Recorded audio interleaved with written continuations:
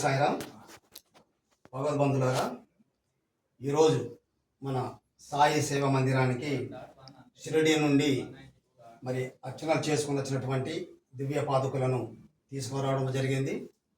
గత నెల జూలై 11వ తారీఖున ఈ యొక్క పాదుకలు రావడం జరిగింది.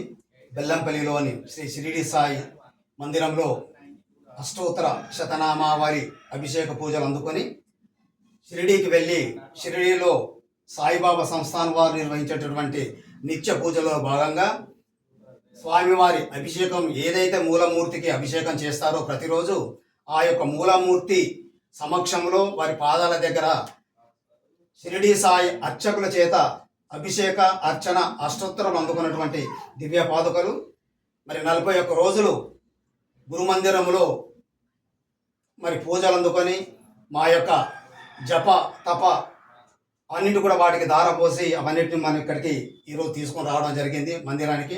ఈరోజు మరి మందిరంలో ఇక్కడ ప్రతిష్ఠించడం జరుగుతున్నది. వీటికి ఈ యొక్క పాదుకలు అంటే అవి కేవలం పాదుకలు కాదు, అవి ఎవరింటికైతే వస్తాయో స్వామి స్వయముగా వారి ఇంటికి వచ్చినట్టేనండి. అలాంటి దివ్యమైనటువంటి 41 రోజులు అవి పూజలు అందుకొని అష్టోత్తరాలు అందుకొని హోమ కార్యక్రమాలు అందుకొని పూజలు అందుకొని జపము తపం కూడా వాటికి సమర్పించడం జరిగింది.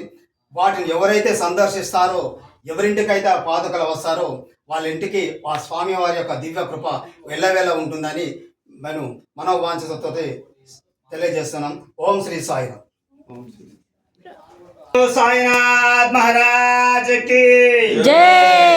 కోటి బ్రహ్మాండ నాయక రాజాది రాజయోగి రాజ పరబ్రహ్మ శ్రీ శ్రీ శ్రీ దత్త అవతార శ్రీ సాయినాథ్ మహారాజ్ కి జై.